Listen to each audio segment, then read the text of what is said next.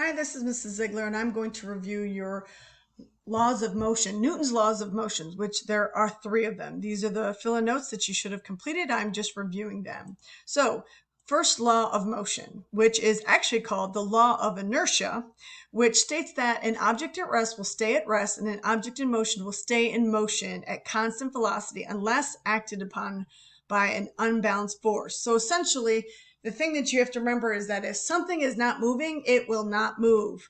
If something is moving at a constant speed, it will stay moving at a constant speed unless something moves it. So again, if an object is sitting there not moving because it has balanced forces, if it suddenly moves, it's because something pushed or pulled on that object to cause it to move.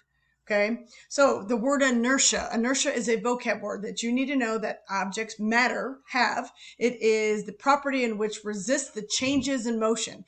So therefore, if you are moving in one direction, inertia will keep you moving in that same direction. So if you have a heavier object, it will actually have more inertia and will keep moving in the same direction. So here is a little video showing you why we wear seatbelts. So when a car is moving and it suddenly stops, if you don't have your seatbelt on, because of your inertia, it will continue to cause you to keep moving. So like in this video, you can see that, again, the reason why they want you to wear your seatbelts is because when the car suddenly stops, because you're moving with the car, as soon as it stops, if you don't have something to stop you from moving, you continue to move because of your inertia.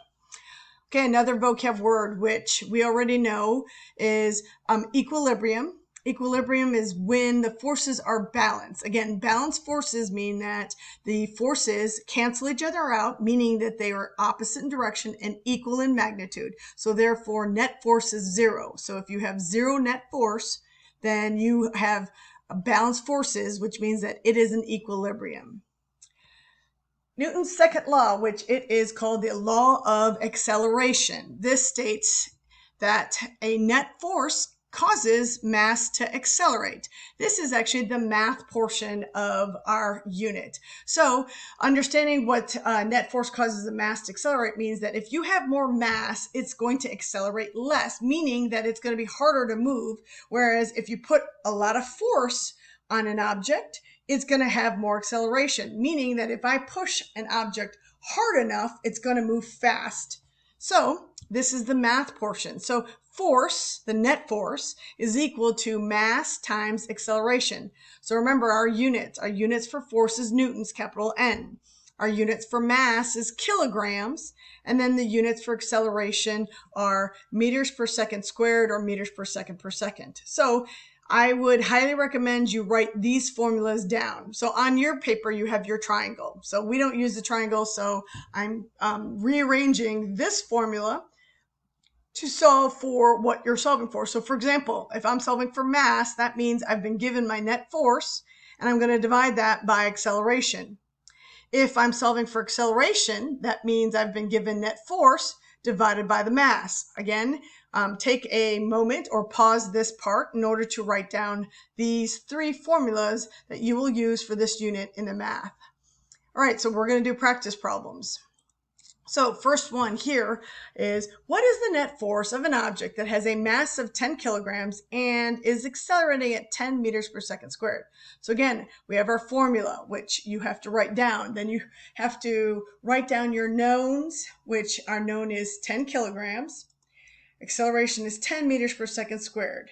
So therefore, again, we're solving for net force, which here's our formula. So our knowns are plugged into our formula. So F is equal to 10 kilograms times 10 meters per second squared, which means that is 100 newtons, multiplying 10 times 10.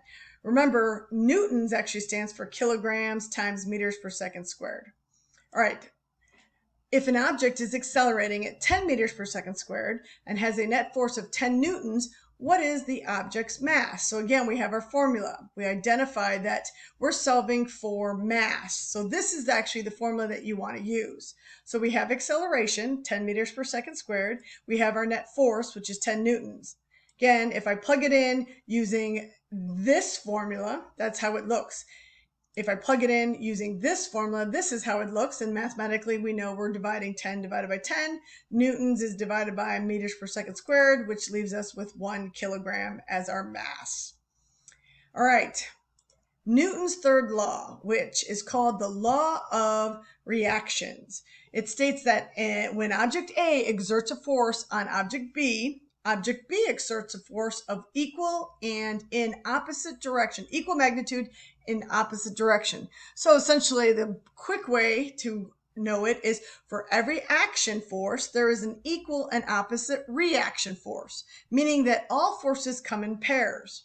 So the examples we have here are when you have a balloon rocket. So the action is when the balloon pushes on the air pushes the balloon in the opposite direction with equal magnitude. When you're taking a step, as your foot pushes the ground, the ground pushes up on your foot. When a ball is falling, the action force is gravity's pulling on the ball while the ball is pulling on the earth. Those are the action and reaction combination examples. I would like you to attempt to draw an example and explain it in your notes and then show it to me so that you can show me your understanding of Newton's laws. Again, this is what you will be tested on when we return from break.